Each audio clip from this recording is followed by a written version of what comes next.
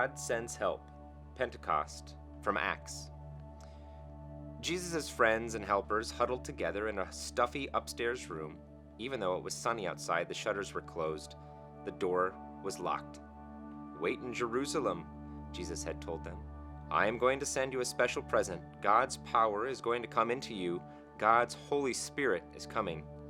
So here they were, waiting. Actually, mostly they were doing is just being scared and hiding. You can't blame them. Their best friend had left. The important people and leaders were after them, and Jesus had given them a job that they didn't know how to do. As they waited, they were praying and remembering how, from the beginning, God had been working out his secret rescue plan.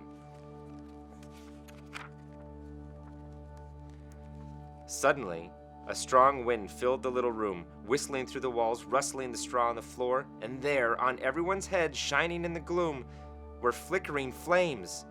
Fire that didn't hurt or burn. And something more. Inside their hearts, they felt a strange heat, as almost if all the coldness and hardness were melting away, and as if their broken hearts were mending, and God was giving them brand new hearts, hearts that could work properly. How it happened, they didn't know, but they knew God's power had struck their hearts ablaze, and Jesus himself was coming to live inside them. They had seen Jesus go away, but now he was closer than he had ever been before, inside their hearts. And this time, nothing could ever separate them.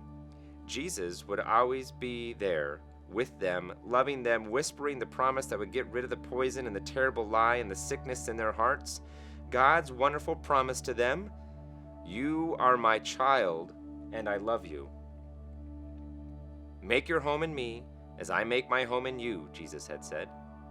Could it be heaven was coming into their hearts?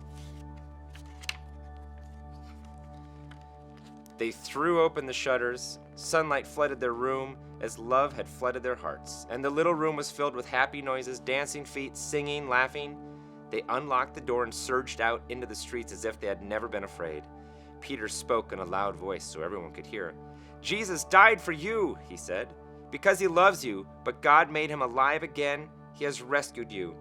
People stopped and listened. The words sank down deep into their hearts and worked like a medicine that makes you well, like the antidote to a deadly poison, like a kiss that wakes you from a deep sleep. "Stop running away from God," Peter said. "Run to him instead so he can love you and make you free."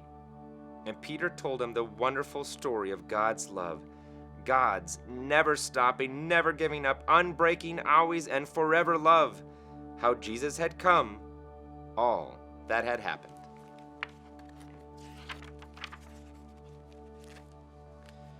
There were lots of people from faraway countries in Jerusalem. They couldn't speak the same language, but as they listened to Peter, everyone could understand what he was saying. In their own languages, many people believed and became Jesus' new friends and helpers, and the wonderful news of Jesus spread like sparks from a fire to villages, towns, cities. Every day, more and more people believed, and so it was that the family of God's children, his special people, grew. One man was watching. "I'll stop this," Saul said. But this was God's plan, and nothing in all the world would ever be able to stop it.